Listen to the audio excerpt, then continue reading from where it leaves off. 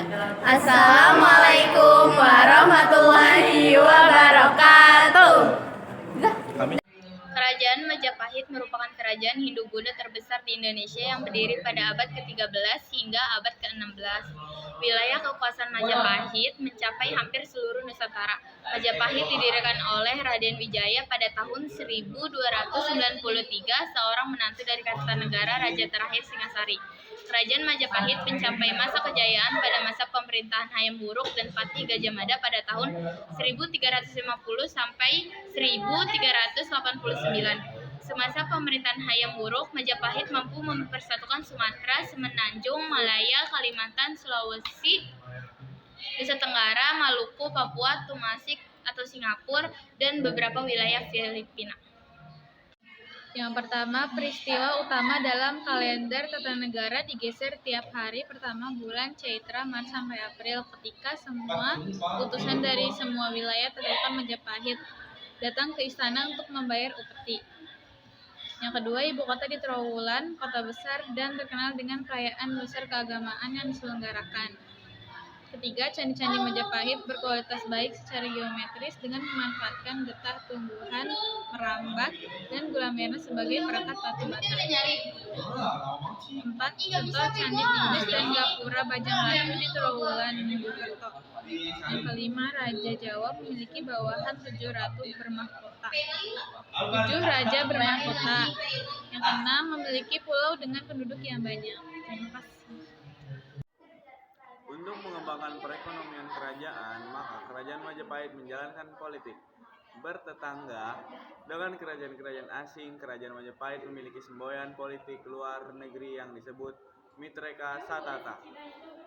Artinya, teman itu seaturan atau sederajat, sebab semboyan Mitreka Satata juga tercantum dalam kitab Negara Ketagama. Selain itu, kerajaan Majapahit juga memasarkan komoditasnya seperti lada, gading, timah, beras, besi, intan, ikan, cengkih, pala, kapas, dan kayu cendana. Barang-barang tersebut dijual ke beberapa negara, yaitu Tiongkok, Ayodhya atau Siam, Champa, dan Kamboja. Untuk mendukung kehidupan perekonomian kerajaan, maka kerajaan Majapahit juga membangun berbagai sarana untuk memudahkan proses berdagang seperti jalan, lalu lintas sungai, dan pelabuhan.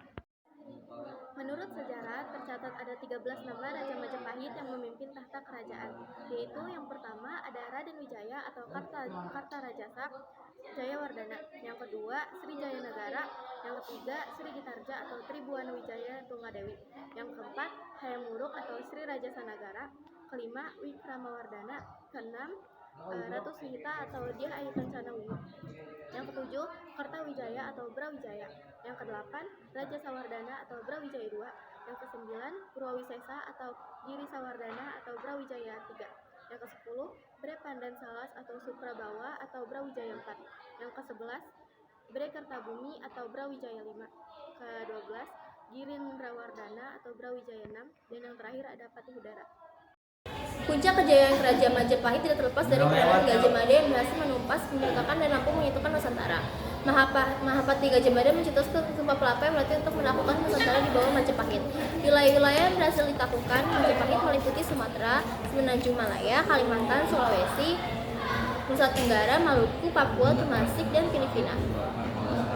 Dia terlepas dari armada laut di bawah pimpinan Kunala dengan strategi dan kekuatan militer. Majapahit mampu menstabilkan wilayah dan memperluas wilayah.